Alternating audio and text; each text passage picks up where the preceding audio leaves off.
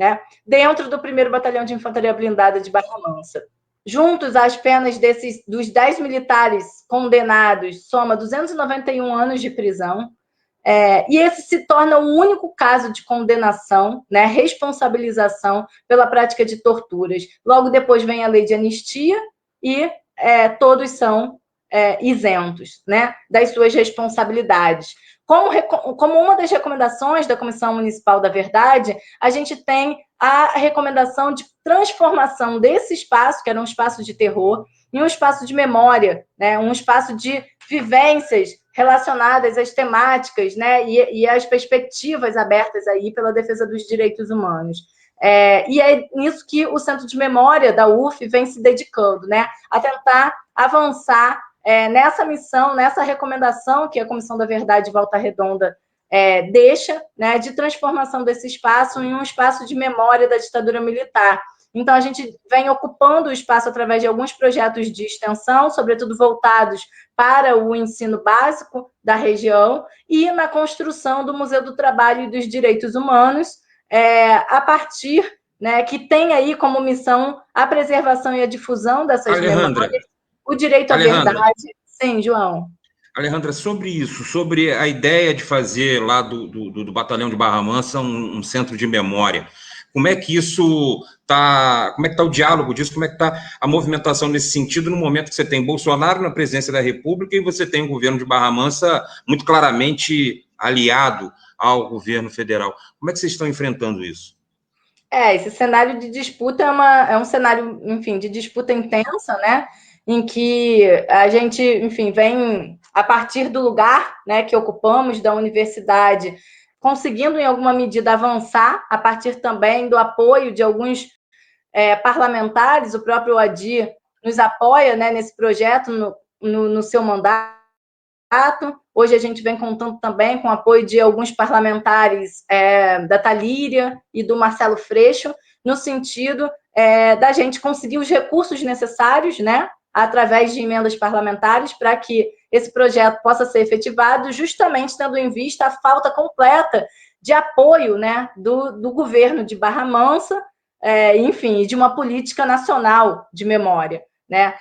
Mesmo assim, a gente vem conseguindo mobilizar grupos, né, locais, de educadores, de profissionais da cultura, de ex-presos políticos e anistiados políticos da região, os nossos estudantes, né, dentro da universidade, que vêm se engajando nesse projeto, para a construção desse lugar de memória. A gente conta também com o apoio fundamental do Ministério Público Federal, que vem garantindo, através de um termo de ajustamento de conduta firmado com a Prefeitura de Barra Mansa, a nossa permanência no espaço. Esse processo vem sendo atravessado por uma série de idas e vindas, né? Então, a gente já teve também, dentro do Ministério Público, o pedido de arquivamento desse TAC por uma procuradora que não estava alinhada, né, com a pauta da memória e que nem sequer consegue entender o significado, né, do que está previsto ali no PNDH3, o Plano Nacional de Direitos Humanos, de 2009, que garante o direito à verdade e à memória. E a gente vem,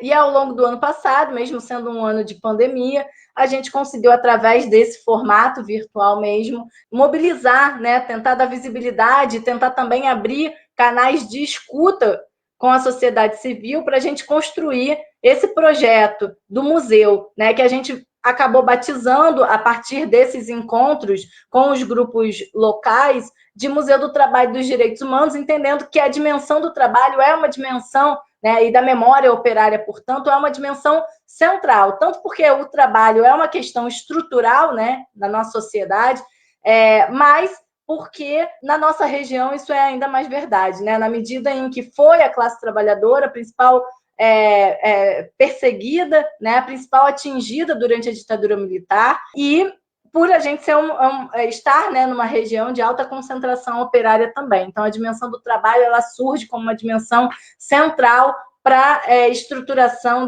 dessa nova instituição que a gente pretende criar, do Museu do Trabalho e dos Direitos Humanos. E agora, ao longo desse ano, a gente prevê, né, como um plano de trabalho, a montagem de uma exposição, né, itinerante que possa circular, posteriormente a construção de uma exposição virtual também, para que outras pessoas para além do próprio território possam ter conhecimento da nossa história, da nossa memória, para que isso sirva como material didático aliado dos professores, né, que vem nos demandando um material produzido para aplicação prática em sala de aula, porque o relatório da Comissão da Verdade de Volta Redonda, embora seja bastante detalhista, né, e traga muitas informações sobre o ocorrido aqui no período da ditadura militar, ele é um relatório de quase 600 páginas, né? E a gente sabe que na nossa lida diária, dos profissionais da educação precarizados como estão, essa tradução ela precisa ser feita, né? Então a gente também, enquanto Centro de Memória, vem se dedicando nesse trabalho através de projetos de extensão, de tentativa de tradução, de simplificação, de construção de materiais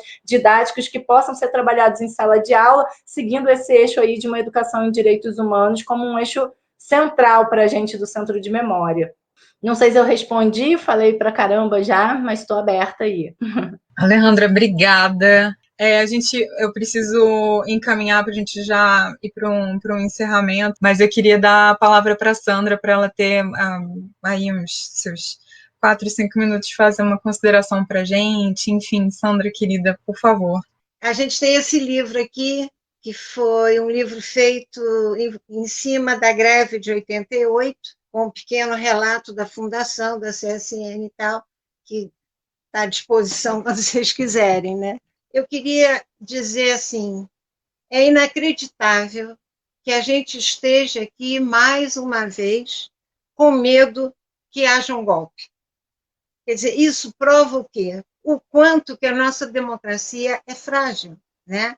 Como o Vadir estava falando, é uma questão estrutural até, porque na República a gente já teve, com sucesso ou com ameaça, 9 golpes. Quer dizer, é por isso que ela é estrutural. Essa elite da gente, os próprios militares, setores das igrejas, o judiciário, esses são atores tanto do golpe de 64 quanto do golpe de 2016. Com protagonismos diferentes. O de 16, o judiciário foi protagonista, né? Já no de 64, ele foi menos protagonista.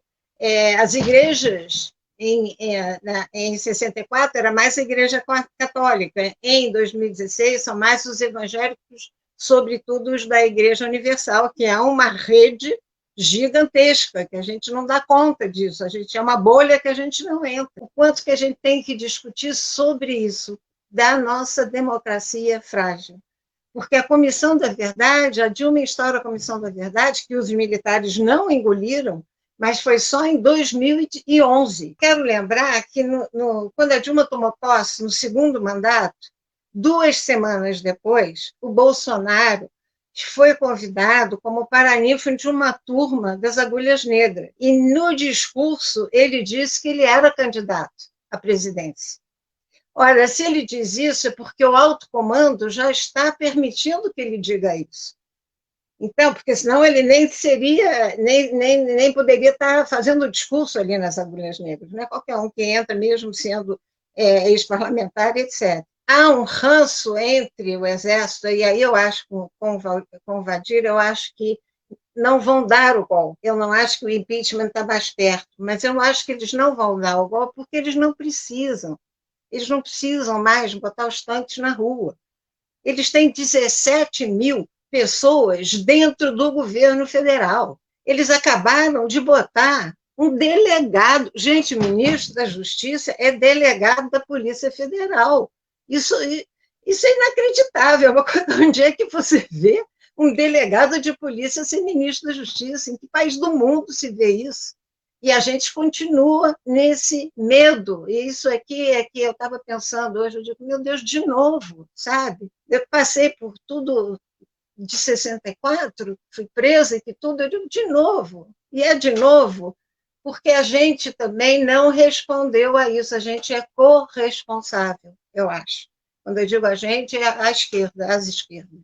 Essa coisa da comissão só vir a ser instaurada, a Comissão da Verdade, só vir a ser instaurada em 2011, e depois ela não ser, porque, tudo bem, a mídia não vai divulgar isso, mas você é presidente da República, você vai para a televisão e você fala, não é? Então, eu acho que a gente tem que pensar nisso e pensar em mecanismos também de ampliação dessa democracia, para que ela se torne uma democracia participativa a partir dos territórios, a partir dos locais também, de trabalho e de moradia, quer dizer, dos bairros. Isso é importante. Se você descola daí, eu acho que fica impossível você politizar, você conseguir fazer formação mesmo de novos quadros, você dinamizar a esquerda em direção a uma democracia participativa. O fato do Vilas Boas, lá atrás, logo depois, no início da redemocratização, ter montado um projeto que ele diz que era um projeto para 35 anos, o fato dos oficiais terem ido lá atrás fazer formação na Fundação Getúlio Vargas e na Universidade Castelo Branco de administração, isso implica num projeto bem pensado, né? Aliado ali junto com os interesses, inclusive, geopolíticos dos Estados Unidos também. Então, não estou aqui fazendo teoria da conspiração, mas houve uma conspiração.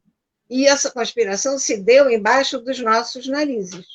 O Bolsonaro não apareceu assim do nada. Ele veio embalado dentro dessa conspiração.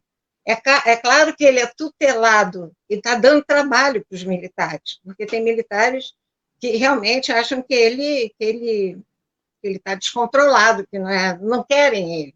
Mas eles vão levar ele até o fim, eu acho. Sandra, querida, eu queria registrar aqui que eu comprei o seu livro ali nos anos 90, se não me engano. Eu estava lá no 1º de maio de 1989, na inauguração do memorial que virou Praça Juarez Antunes, e queria agradecer demais a sua presença. Chamo agora, então, para fazer as suas considerações. Tem 1h25 já de live, né? Então a gente vai... Vocês estão acostumando agora com live, o Adi, tá? Só uma coisinha, João. A gente agora na região tem um fórum de lutas do Sul Fluminense. O Vadir, inclusive, foi convidado lá outro dia, foi ótima a presença dele lá no fórum. Eu não pude estar, porque eu estava em outra live. Mas, enfim, fortalecer esse fórum também é um bom caminho aqui para a região, né? Porque tem sindicalistas, tem professores, enfim, tem de tudo ali dentro, né? E aí, Alejandra, eu acho que se a gente ganha o sindicato, né, depois, a gente vai fazer uma boa parceria ali com o centro. Toda a sorte do mundo para a oposição metalúrgica. Adi, as suas considerações finais, querido. Eu quero parabenizar a retomada aí do projeto do Pavio Curto, isso é muito importante, né? Nós temos que reaprender a resistir, a fazer política de resistência, né? Enquanto nós não temos uma ofensiva popular, enquanto nós não temos... Eu não acredito isso, a pandemia, nós já não tínhamos movimento popular já há algum tempo aqui no Brasil.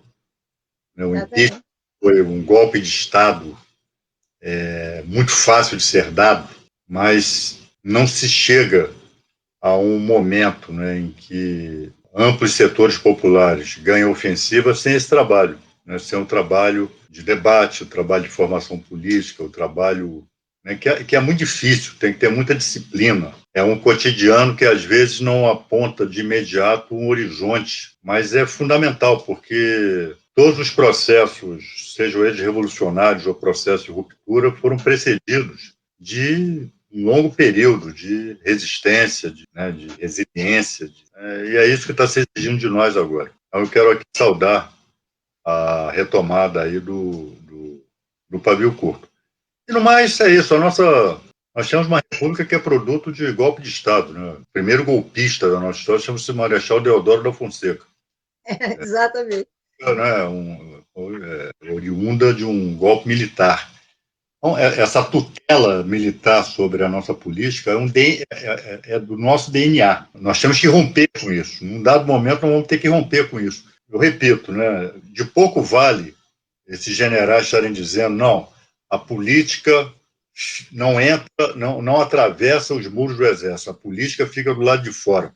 E no dia seguinte, essa turma está celebrando o golpe de 64.